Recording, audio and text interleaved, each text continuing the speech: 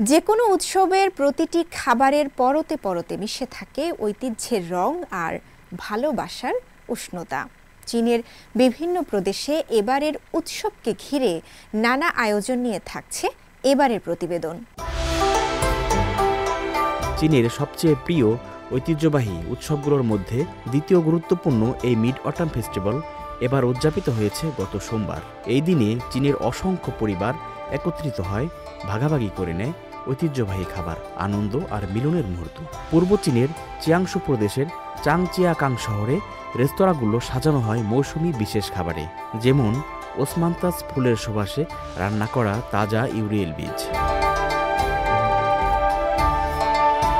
এদিকে পূর্ব চীনের ফুচিয়ান প্রদেশের শোনিং কাউন্টিতে গ্রামবাসীরা উৎসবের আগেই তৈরি করেছে তাদের ঐতিহ্যবাহী মিষ্টি আলু সেমাই, স্থানীয়ভাবে যাকে গোল্ড থ্রেড বলা হয়। এই খাবার তৈরি হয় চিংড়ি, মাশরুম এবং পাহাড় নদী থেকে সংগৃহীত টাটকা উপকরণ দিয়ে। সয়া সসের সঙ্গে ভাজা হলে সেমাইগুলো স্বচ্ছ সোনালি রং ধারণ করে, যা ঐক্য ও দীর্ঘস্থায়ী বন্ধনের প্রতীক। চাঁদ উঠলেই চীনের আকাশে ভেসে ওঠে একটাই বার্তা, একতার আলোয় মিলন হোক আরও গভীর।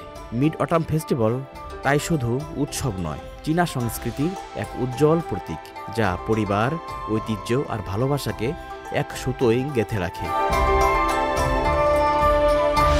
আল আমিন আজাদ, সিএমজি বাংলা।